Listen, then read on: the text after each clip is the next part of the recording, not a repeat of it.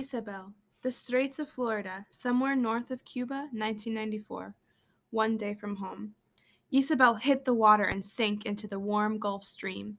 It was pitch black all around her, and the ocean was alive. Not alive with fish, alive like the ocean was a living creature itself. It churned and roiled and roared with bubbles and foam. It beat at her, pushing her and pulling her like a cat playing with the mouse it was about to eat. Isabel fought her way back to the surface and gasped for air. Isabel! Her mother shrieked, her arms stretched out for her, but there was no way her mother could reach her. The boat was already so far away. Isabel panicked. How was it so far away already? We have to get to the boat turned, Isabel heard Louise cry. If we don't meet the waves head on, they'll roll us over. Dad! Ivan yelled.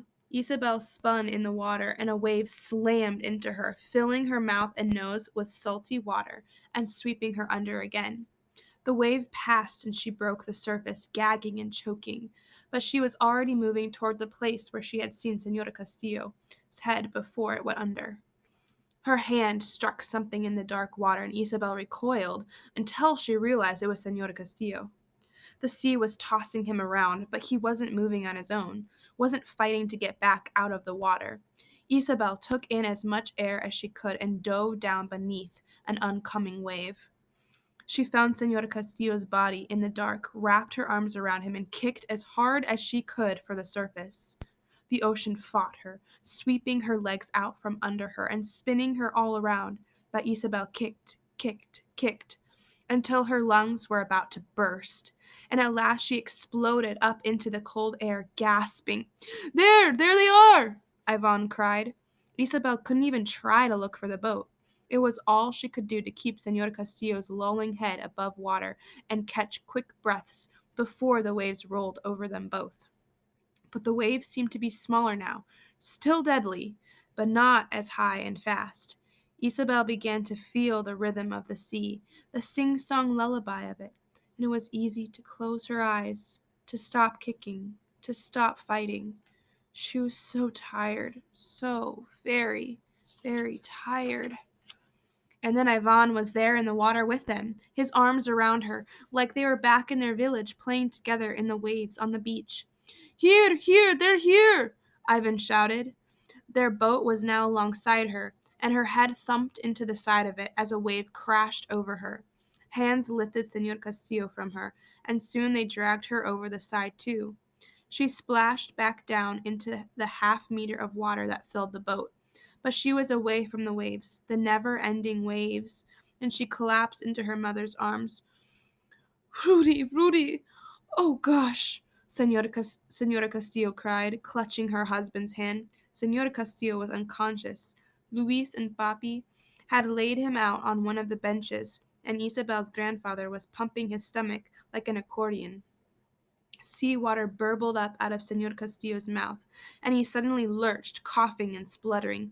Lido and Papi and Luis rolled him over, and he retched up the rest of the ocean he'd swallowed. Rudy, Senora Castillo said. She wrapped him in her arms and sobbed, and then everything was quiet and still, but for the gentle lapping of the sea against the side of the boat and the sloshing of water inside it. The tanker had passed. Amara stood at the back of the boat, keeping the rudder straight against the waves, but the engine was dead again. Like everything else, it had been swamped.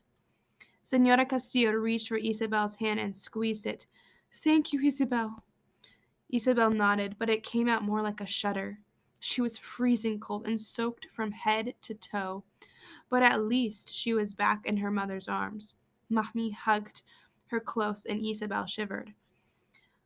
We need to get water out of the bottom of the boat, Papi said. It was strange to Isabel to hear her father talk about something so normal, so practical, when Senor Castillo had almost drowned and the boat had almost rolled over and sunk. But he was right. And get the engine running again, Ivan said. The water first, Lido agreed, and together they gathered up bottles and jugs and began the tedious work of filling them and pouring the seawater back into the ocean. Isabel stayed buried in her mother's arms, still exhausted, and no one made her get up. "Where's the box with the medicine in it?" Luis asked. There weren't too many places it could be in the small boat, and they quickly decided it must have fallen overboard in the confusion. Gone were their aspirin and bandages, and Senor Castillo was still dazed and weak. It was bad, but if they got the boat bailed out, and if they got their engine running, and if they got back on track with the sun tomorrow, and if they didn't run into any more tankers, they could make it to the States without needing the medicine or matches. If, if, if. They bailed water the rest of the night, taking turns dozing in the uncomfortable, crowded little boat. Isabel didn't even realize she'd fallen asleep until she jerked awake from a nightmare about a giant monster coming for her out of the dark sea. She cried out, looking this way and that, but there was nothing but blue-black water and gray skies tinged with the red of the sun all around them for miles and miles and miles. She closed her eyes and took deep breaths, trying to calm down. The boat rocked again, and Amara struggled to keep the rudder steady. She had taken over as pilot while Señorita Castillo recovered, but they still hadn't gotten the motor running again. The Gulf Stream would carry them north toward Florida, but they would need the engine to reach the shore. Isabel's mother leaned over the side of the boat and threw up into the sea. When she slid back down inside, she looked green. The boat was rocking so much now, Isabel couldn't sit on the bench without holding on. The waves were growing higher and higher. "What is it?" Ivan said sleepily. "Another tanker?" "No." "Red sky at morning, sailors take warning," Lido said, looking up into the red-tinged clouds. "A storm is coming." Izmir, Turkey, 2015, 11 days from home. "God help us! That is what we're going to ride in?" Mahmoud's father said. The boat wasn't a boat. It was a raft. A black, inflatable rubber dinghy with an outboard motor on the back. It looked like there was room for a dozen people in it.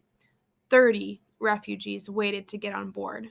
They all looked as tired as Mahmoud felt and wore different colored life jackets. They were mostly young men, but their families too. Women with their hijabs, other children, some who looked to be about Mahmoud's age. One boy, in a Barcelona soccer jersey, didn't have a life jacket but clung instead to a blown-up rubber inner tube. A few of the other refugees had backpacks and plastic bags full of clothes, but most of them, like Mahmoud's family, carried whatever they owned in their pockets. Let's go, one of the smugglers said. 250,000 Syrian pounds or 1,000 euros per person. Children pay full price, including babies, he told Mahmoud's father. There were two more Turks in tracksuits, like the ones who had turned them away from the mall, and they stood apart, staring at the refugees like they were something disgusting that had just washed up on the beach. Their scowls made Mahmoud want to disappear again. Dad handed out their life jackets, and they put them on. Mom stared out at the black dinghy bobbing in the gray-black Mediterranean seawater. She grabbed her husband's arm. "What are we doing, Yosef? Is this the right decision?" "We have to get to Europe," he said. "What choice do we have? God will guide us." Mahmoud watched as his father pushed the cash they'd saved into the hands of one of the smugglers. Then Mahmoud and his family followed his dad to the dinghy, and they climbed on board. Walid and his mother sat down in the bottom of the dinghy, his mother holding Hana tight in her arms. Mahmoud and his father sat on one of the inflated rubber edges, their backs to the sea. Mahmoud was already cold, and the wind off the waves made him shiver. A big, bearded man wearing a plaid shirt and a bulky blue life jacket sat down right next to Mahmoud, almost squeezing Mahmoud right off the edge. Mahmoud slid a little closer to his father, but the big man next to him just settled into the extra space. "How long will we be on the boat?" Mahmoud asked his dad. "Just a few hours, I think. It's hard to tell on the phone." Mahmoud nodded. The phones and chargers were safely sealed away in plastic bags in his parents' pockets, just in case they got wet. Mahmoud knew because he'd been the one who dug through the trash for the resealable zipper bags. We don't have to get all the way to the Greek mainland, Dad said. Just the Greek island of Lesbos, about 100 kilometers away. Then we're officially in Europe, and we could take a ferry from there to Athens. When the smugglers had packed the dinghy full of refugees, they pushed it out to sea. None of the smugglers came with them. If the refugees were going to get to Lesbos, they were going to have to do it themselves. Does anyone know if dinner is served on this cruise? Mahmoud's father asked, and there were a few nervous laughs. The outboard motor roared to life, and the refugees cheered and cried.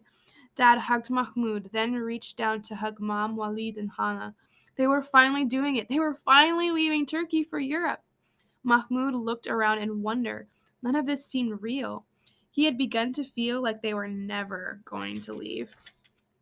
Mahmoud had been so tired he could barely keep his eyes open before, but now the thrum of the motor and the chop of the boat as it hit wave after wave flooded him with adrenaline, and he couldn't have slept if he wanted to.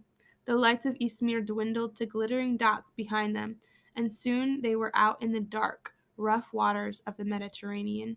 Phone screens glowed in the darkness, passengers checking to see if they could tell where they were. The roar of the engine and the whip-blinding sea spray made it impossible to have any kind of conversation, so Mahmoud looked around at the other passengers instead. Most of them kept their heads down and eyes closed, either muttering prayers or trying not to get sick, or both. The dinghy began to toss, not just front to back, but side to side, in a sort of rolling motion, and Mahmoud felt the bile rise in the back of his throat. On the other side of the dinghy, a man shifted quickly to vomit over the side. Watch out for the Coast Guard, the big man next to Mahmoud shouted over the noise. Turks will take us back to Turkey, but Greeks will take us to Lesbos. Mahmoud didn't know how anybody could see anything in the dark, cloud-covered night, but it helped his seasickness to look outside instead of inside the boat. It didn't help his growing sense of panic, though. He couldn't see land anymore, just stormy gray waves that were getting taller and narrower, like they were driving a boat through the spiky tent tops at the Kilis refugee camp. More people leaned over the side to throw up, and Mahmoud felt his stomach churn. And then the rain began. It was a hard, cold rain that plastered Mahmoud's hair to his head and soaked him down to his socks. The rain began to collect in the bottom of the dinghy, and soon Mahmoud's mother and the others were sitting in centimeters of shifting water. Mahmoud's muscles began to ache from shivering and holding the same tight position for so long, and he wanted nothing more than to get off this boat. We should turn back, someone yelled. No, we can't go back. We can't afford to try again, Mahmoud's father yelled, and a chorus of voices agreed with him. They pushed on through driving rain and roiling seas for what felt like an eternity. It might have been 10 hours or 10 minutes. Mahmoud didn't know. All he knew was that he wanted it to end, and end now. This was worse than Aleppo, worse than bombs falling and soldiers shooting and drones buzzing overhead. In Aleppo, at least, he could run, hide. Here, he was at the mercy of nature, an invisible brown speck in an invisible black rubber dinghy in the middle of a great black sea. If it wanted to, the ocean could open its mouth and swallow him, and no one in the whole wide world would ever know he was gone. And then that's exactly what it did. I see rocks! Someone at the front of the dinghy yelled, and there was a loud boom, like a bomb exploding, and Mahmoud went tumbling into the sea.